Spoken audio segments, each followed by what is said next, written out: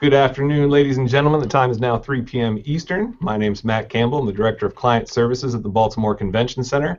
And this is the IAVM Young Professional Connections featuring Matt Hollander, CFE. Matt is the General Manager of the Miami Beach Convention Center and a longtime IAVM member and volunteer. Prior to Miami, Matt was a General Manager of the MassMutual Center in Springfield, Massachusetts for 8 years. He served as the IAVM Region 1 Director from 2009-2012 and now currently sits as Vice Chair of the Convention Center Sector Committee and is intimately involved in the production of the Sector Conference ICCC, which will be in Pasadena, California this October. Matt received his CFE designation in 2009 and has been a member of the association since 1992. In addition to being a great resource on how to make your way in the industry and have a successful career in venue management, Matt is in the middle of a 2,000 square foot, $630 million renovation of his center. After its completion, the building will be well over 1.4 million square feet and host a plethora of new bells and whistles that we'll let him talk about shortly. Matt, I want to thank you very much for being on air with us, and I'm going to briefly let the participants introduce themselves, and then we'll let them dig into what they want to know about you. Andrew, please introduce yourself. How you doing, Matt? Andrew Shreve, Greater Richmond Convention Center, Assistant Box Office and Parking Manager, Spectre Venue Manager as well. Hello there. Ryan. Hello, I'm Ryan Harder, currently based out of Austin, Texas. I am in the operations department, in the operations world. I'm currently between venues. Nice to meet you. And where are you going to be next week? Indianapolis 500. So. Nice. Wonderful. And did we have a latecomer? Brittany, do you want to introduce yourself? All right. We have an interloper who will listen to our every word. All right. So, Matt, I'm gonna let Andrew start off with the first question. All right, Matt. If you could, what do you value in a leader, and who are some people who helped influence your leadership style? Great question. I'd say that probably the three most important characteristics that I admire or look to in leadership in really kind of identifying a leader are integrity, compassion, and empathy. I had a very good example as a young professional, actually my first real leadership job in the industry. I had the good fortune to work with a gentleman who came from outside the industry who was served as our finance director at my first venue, which was a performing arts center at Florida Atlantic University in Boca Raton. He was very honest with me, helped me as a young manager realize where I was going wrong, and he had actually had a previous career as an executive with IBM, so he had quite a bit of management experience and really helped influence and shape my leadership style, particularly where it comes to how you interact with people and how you value the contributions from others. You want to go ahead and ask your follow-up, Andrew? All right, and then Matt, just who are some people who helped influence your leadership style? Well, starting with that gentleman, his name was Earl Stone. He was probably the first. I would say I've learned a lot over the years from two kinds of leaders: those that I admired, and those that I made efforts to not emulate. There have been several people, though, within this industry that I've really kind of that I've admired as leaders that have influenced me, and certainly the way I feel about our industry and our association. Mac, you get the good fortune for working for two women who I have tremendous admiration for, in Claire and Peggy, the leaders at the Baltimore Convention Center. But there's been so many. I've been lucky to be involved in this association for a very long time, and learn to find examples of great leadership wherever they come, and that's oftentimes from people that are not necessarily in leadership positions, but have taken on responsibilities and volunteered and just become part of the activities that going on in the association or in the industry. That I've just learned a lot from seeing how they get involved. Very nice. I guess, Matt, one question I have for you as a follow-up is you're talking about those core faculties that you look for in work ethic. Does that change what you're looking for when you're looking for someone as an entry-level hire versus when you're trying to figure out who's ready to make that next step for a middle manager position? And does that change when you're across the table in a cold interview versus having seen somebody actually work for you? That's a really great question. When I'm looking at new people to the industry, somebody who either new to me or just new to the industry, I'm looking for cues that are that speak to enthusiasm, energy, charisma, personality, and that type of thing.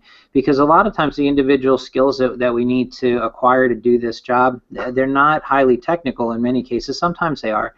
But more than anything, I think I look for those cues from somebody that they have an eagerness to learn those skills, but the work ethic and the enthusiasm that will encourage them to seek those learning opportunities. So, and you asked if it's different with somebody who I'm considering for promotion versus somebody who is maybe new. Not really. What I do look for is to see when I'm evaluating somebody who's worked for me for a while and is looking at that next opportunity, I look to see if those things that I saw about them early on, if they've come to fruition and translate into execution in their day-to-day work. Putting your money where your mouth is, I suppose, eh? Yeah, actually.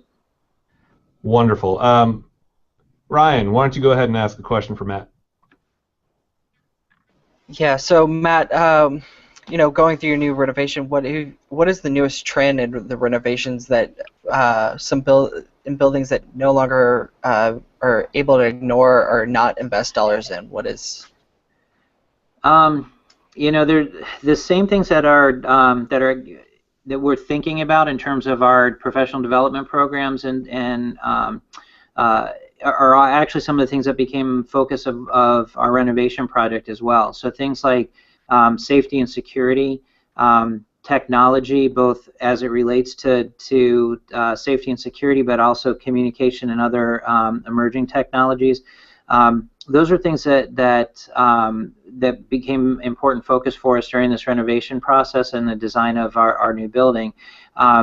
Creating the other thing that we took into account here, and I think most convention centers certainly try to do this, but I would say other public venues as well, is really trying to make the physical structure itself representative of the community that it serves, so you have a sense of place when you're there. The Miami Beach Convention Center is a rather historic building, both in our industry and certainly in our market. And its previous architecture is very reminiscent of the Art Deco age of Miami Beach, that a lot of people identify with. The new look of the building will be going to be an entirely new aesthetic, but it definitely takes into account the energy that is associated with Miami and Miami Beach. So you'll see a lot of that in the architectural design. But probably the overriding thing in every decision that we were making had to do with flexibility, being able to utilize space in a multitude of different ways, and trying to eliminate any technological or infrastructure barriers that prevent our users from being able to create the environments that they want when they're here. So that's been a common discussion at each phase of the development of this project. Matt, I guess when we were talking briefly before the hangout, we were talking about how a lot of it, in addition to flexibility, is also technology and Yes. making sure that you're able to provide an increasing amount of data infrastructure. Yes. What kind of things are you looking at in terms of advancements in your current facility? And if you weren't going to touch on this, can you talk about the importance of Wi-Fi and free Wi-Fi in the convention center industry? I'll start with free Wi-Fi and then kind of work my way backwards on the technology. But free Wi-Fi, I think, is figures more into the business model. and the relationship with the clients. And we certainly are looking at expanding our both offerings and density and throughput capabilities for our free Wi-Fi to create an experience here that's unique.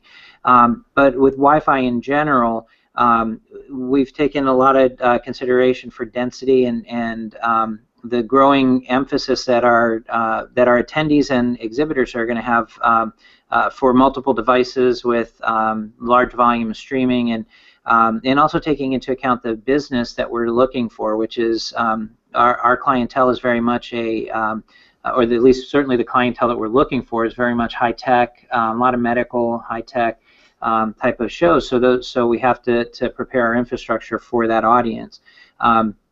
And to that point, we are an old building. The last time we did a major renovation here was in the mid-'80s, so we were not cutting edge with technology. So we've invested a lot of money in this project into complete overhaul of the entire telecommunication infrastructure here, with a very heavy concentration on fiber, Cat 6A cabling throughout, where there is copper. Really for the purpose of expandability and trying to the extent you can, future-proof the building, at least until we would logically be ready to do another major enhancement. Hopefully not another 30 or 40 years from now. Future-proofing sounds like a really futile effort, but... I guess a more realistic goal is future-resistant. That's the term I tend to use. I like that. Are there any specific things that you're looking at in terms of sustainable infrastructure or green marketing in your building?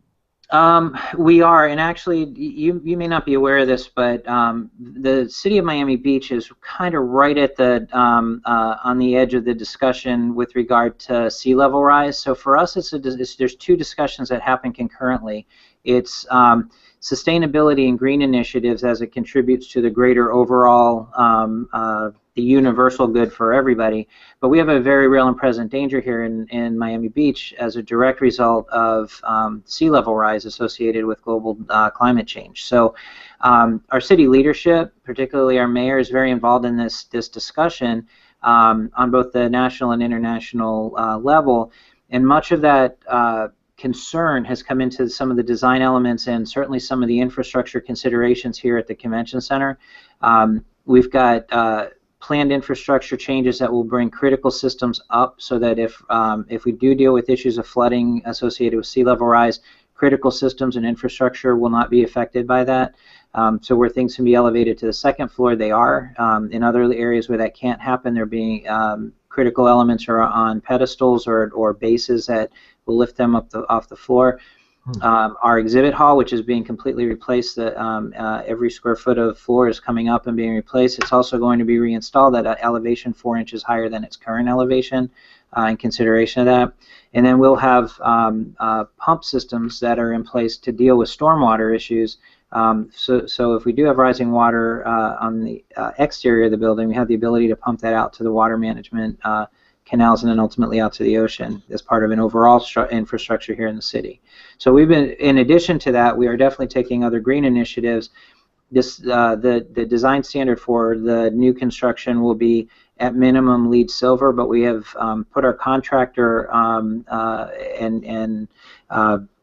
notice that we really want to achieve gold. So we're looking at every opportunity to achieve gold status, which is going to be difficult in this building, in this environment, but that's our goal. That's fantastic. I haven't heard of many other facilities currently being built that are really looking at that sea level rise issue proactively. So I think you're going to be a font of knowledge moving forward for an unfortunate topic, but I'm glad you're taking care of laying the groundwork for it. Yeah, I wish I could take personal credit for it. I do have to give kudos to our city leadership. They haven't been hiding from this issue. A lot of coastal communities have been ignoring this. Our city leadership has made this a very important priority as a public policy matter. Great. Andrew, do you have another question for Matt? Yeah, Matt. What is the best and worst part of your job? Wow. Absolutely, the people, both our clients, our attendees, my staff. I absolutely love coming to work every day and getting to be with the people that I get to be with every day. It almost doesn't feel like work from that perspective. If you come to ICCC in October, you'll see there's going to be a session on kind of dealing with management in a political environment. That's a session that I that was my brainchild, because after being in this business forever, and I thought that I understood how to work in a highly political environment, I'm finding that there's new things that I need to learn, and new things I'm learning on a daily basis. So that's probably the part of the job I dislike the most presently. But that's not always the case. It does make it fun. It does keep things interesting.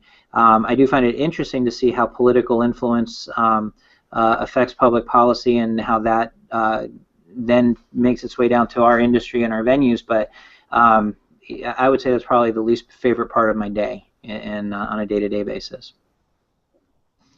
So nothing is left quite on a negative note. I had a question that I was going to ask about that kind of thought. Matt, how would you sell the convention center life to somebody who is looking to make the jump from either a stadium, performing arts center, from a more traditional one-off evening event type of venue? That's a great question, and I've had the good fortune of working in performing arts venues, arenas, and convention centers of multiple sizes, and in fact, as small as a small conference center, and now the Miami Beach Convention Center on the convention center side. It is a different kind of fun and a different kind of excitement. There's something to the life cycle of our relationship with our clients in the convention center world is quite exaggerated compared to that of other parts of segments of our industry. From the time we first make contact with a potential client till the time that we say goodbye to them after they've had a great event in our venue, that process is multiple years. Whereas in the arena, you might have a relationship with a promoter or an artist or an agent for a period as short as 2 months. They come and they go. The opportunities to get things right are great, and the opportunities to mess things up are less great, because so much of what they do is formulaic. What we do in the convention center world is very different from that. There's the millions of dollars that are invested in bringing an event into a market, and the level of faith that a show or event or meeting, the level of faith that they put in that community and in that convention center is tremendous. And so there's a great sense of responsibility, but also an incredible sense of accomplishment when you work with somebody, when you're selling with your bureau and getting somebody interested in your community and working with them over many months and many years to execute a great event, and all of the 1,000 events within the event that take place while they're in your venue in town. It's incredibly complicated and really exciting. And again, you're doing all of this in an environment that's somewhat political, but there's always a lot of interesting things going on. So for me, I love this side of the business, having had the opportunity to experience lots of sides of the business. Awesome, thank you. Before I jump to some questions about the association and how to better get involved and utilize your membership, do any of the other members of the Hangout have any other questions about anything else for Matt? Matt, I just got one final one. It's more personal, but how are you able to find a balance between work and your personal life? That is probably the question of the ages for anyone in this industry. With interpersonal relationships and trying to balance that, it does take some creativity. I've always told young people who come into this business, the very nature of the beast is that we work when others play, and that's true. But what it also means is that we have to find times and ways to be creative, to enjoy the other parts of our life and those other people that are outside of outside of this work. What I've also seen is that a lot of times, especially when we're young, there's a lot of energy and excitement around what we do every day, And I find a lot of young people, and I was very much guilty of this myself, I found myself working when I didn't necessarily have to be. There were, and that's also an element of getting to be comfortable with and familiar with, and comfortable enough in your role every day that you feel comfortable that you can leave and the people that you're leaving it behind to during that period, that they will do things the way they're supposed to, and that comes with maturing our leadership skills.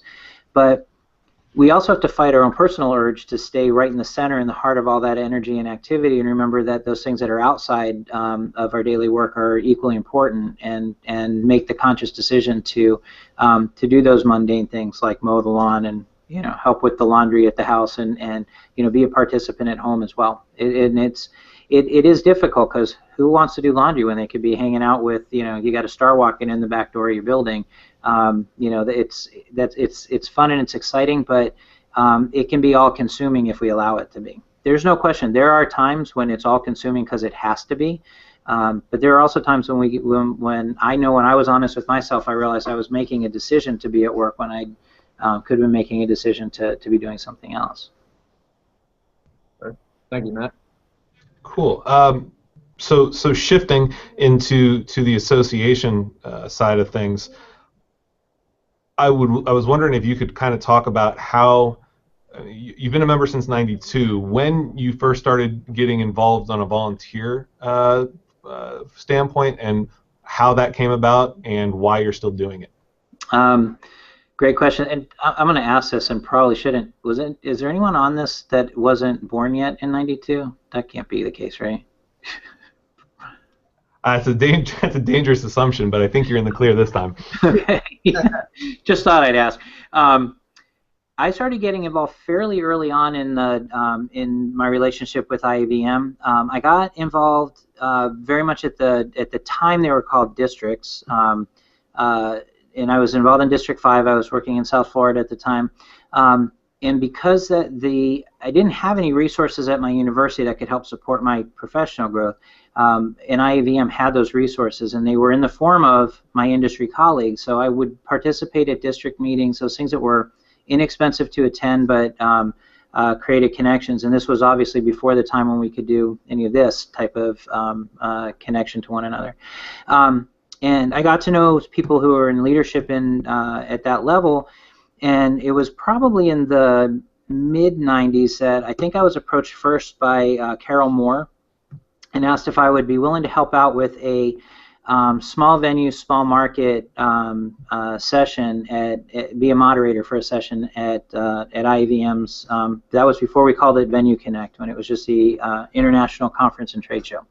And I don't remember what year it was, but it was probably around 97-ish or so.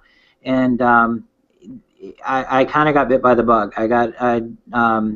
I was nervous, very nervous, thinking, okay, I'm going to get up in front of this group of people who, what on earth do they want to hear from me? It was the only time probably in my life when I was ever nervous in a public speaking environment. That's usually a very comfort zone for me. But it was a great experience, and I really enjoyed it. And I've since then been involved on basically a nonstop basis ever since. I was very involved when I was up in the Northeast with the region up there. Of course, Claire Copsey is a hard person to say no to, so when she recruited me in to take on a leadership role with the board, I didn't even pause for a second. I said, of course I will. And so it really, I find that I get more out of more than what I give in terms of payback for what I do. I get to meet incredible people. I learn something every single day when I interact with people and as I'm volunteering with the association, from every aspect. I mean, the differences of experiences, I know, Mac, you and I joke around all the time about the perception of millennials, and I don't think that I could possibly be effective at what I do if I didn't have that kind of influence in my environment. There's a different way of thinking in terms of inclusion and the way people communicate and how we share information, and that is the future. And I learned so much by being involved with as a volunteer, and by embracing these differences of thought that come from these experiences that I wouldn't get by just doing my job here every single day. Awesome, and I appreciate not being lumped into the go get a haircut, get a job group by you, sir. It tends to be a reoccurring theme from time to time, and I'm glad to know that there are leaders out there that feel like we are ready to contribute. If it makes you feel any better, us Gen Xers were getting the exact same kind of comments from the generation that preceded us in the industry as well. And I remember what it was like to be there. Get off of someone's lawn at some point, right? Exactly.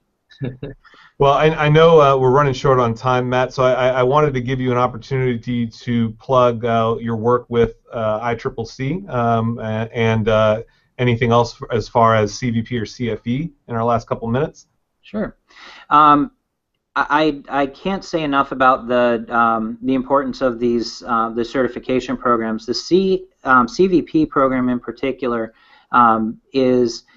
that was born out of a burning desire amongst our middle managers, younger professionals, the subject matter experts in our industry that may not necessarily be in a position to, or even have a desire to be their senior leaders at their venue, but wanted to be recognized for the things that they've learned and earned over the course of their careers. And a lot of work went into this. There was tremendous buy-in by our certification board. I've been a member of that board for several years. Another recruitment by Carol Moore, I must say.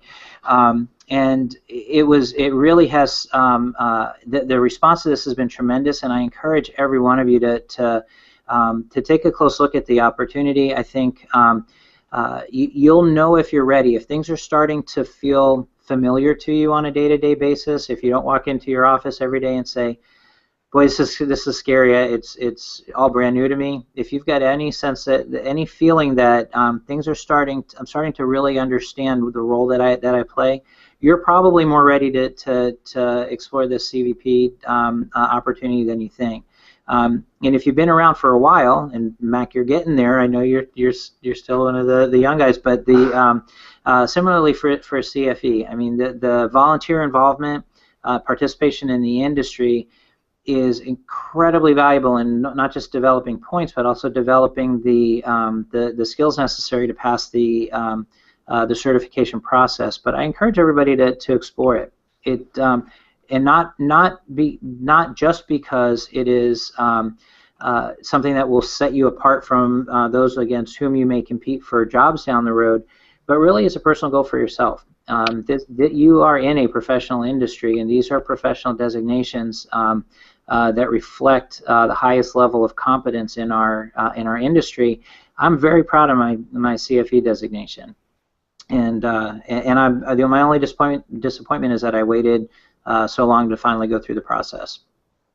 Well, I would certainly encourage everyone to take a look at the points worksheet that are on the website for both the CVP and the CFE to kind of see where you stack up along the way. You earn points for attending webinars like this, for writing blog posts, for straight up years in the industry, to speaking on panels or attending other continuing education opportunities through the association. So you may think you're further away than you actually are. I know I will be cramming for my test that will be proctored at Venue Connect, so I'm putting myself on the spot here on record that I hope I don't fail. But I encourage everyone to do just as Matt said, and to take a leap, because it'll make you feel good, and it'll prove to others that you've really cut your teeth. You had asked about ICCC, and just real quick, I do want to mention we've got two great. Well, actually, there's quite a bit of content for ICCC this year that I think is going to be really relevant, both for convention centers and outside. We're doing two separate sessions on security, looking at the front of house elements of security, but also back of house. And in convention centers, the back doors are a gaping hole through which large pieces of freight come in the building, and kind of looking at that and what will the future look like in terms of securing our back doors and analyzing freight. We are doing a session on working in a political environment. We're also going to have a great technology discussion regarding Wi-Fi and security associated with that, and even some of the legal issues that have come into play recently with regard to Wi-Fi blocking and things of that nature. So it's going to be I think it's going to be an exciting opportunity to learn some things, and it's a great small learning environment where that's very. It's actually one of my favorite events every year because it's a more intimate networking opportunity with folks that are practitioners of what we do. And for those listening to this, I can honestly say I went to my first ICCC this past year, and as being one of the 2 millennials that were there, I was able to soak up a ton of experience through all of the folks that were there. So I would encourage you to see if you can't find a way to apply for a scholarship through your region or through the foundation to go, or to impress your bosses enough where they think you're worth sending. So. And Mac, I must say you and your colleague represented the millennials very, very well. Thank you. You showed the old folks like me a whole lot. Well, with that, I want to respect your time commitment, Matt. So I want to thank you very, very much for taking the time. The whole reason behind the YP Connection is to find ways to get folks that don't normally have the resources to get in front of venue tenured folks like yourself. I like give that. them an opportunity to speak, so and get to know you a little bit better. So on behalf of everybody that's in this call and all the folks that will be watching this in perpetuity on YouTube, I thank you very much. And for those of you who are listening and would like to get involved, these connections will be happening quarterly, and I encourage you to sign up and sit in the room. There's no harm in putting your face out there, because next time Matt's at a convention and happens to see one of you, you strike up a conversation and maybe even offer you a job. You never know. Yeah, you never know. We're going to be doing a lot of hiring at the end of this renovation, so keep in touch. Well, great. Ladies and gentlemen in attendance, and Matt, again, thank you very much. This is Matt Campbell, also chair of the Young Professionals Committee for IAVM, as well as Baltimore native at the Convention Center here. Thank you very much for your time and commitment, and we'll see you next time. Thank you, everybody. Thanks.